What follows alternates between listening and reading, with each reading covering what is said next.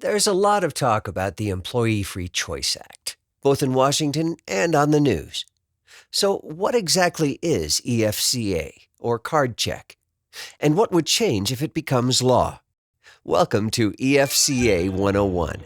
Let's start by visiting Yumco, a family-owned candy manufacturer located in the Midwest. People really like their product, and business has been good. The company sold $25 million worth of jelly beans and licorice last year and employs 200 full-time workers. So, what would happen today if there was a push to unionize Yumco?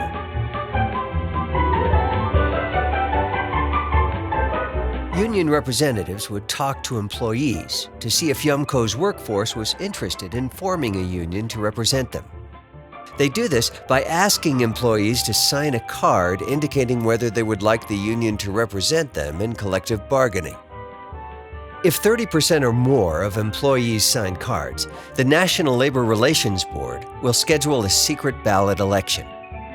Prior to the election, there's an education period where both the union and Yumco get to share their views with employees. This period is usually about 30 days long and must end at least 24 hours before the election. At the election, employees cast their ballots in secret. No one else knows how they voted.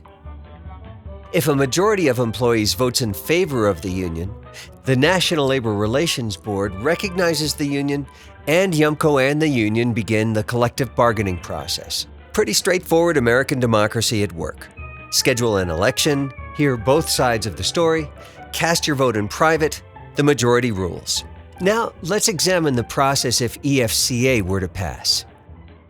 Union representatives approach employees to sign an authorization card, designating the union as their representative and signifying the employees want the union to represent them in collective bargaining with Yumco.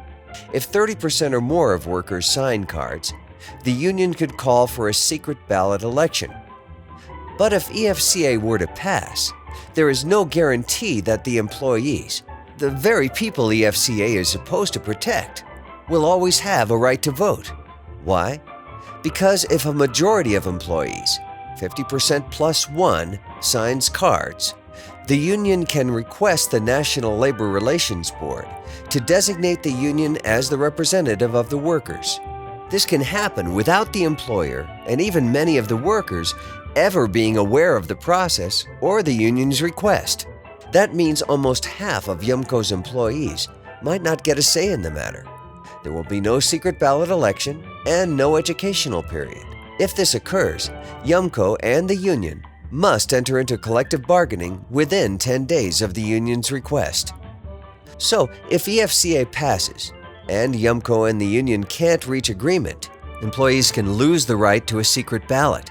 Employers can lose the right to be heard, and a federal arbitrator can impose a contract that both Yumco and its employees have to accept.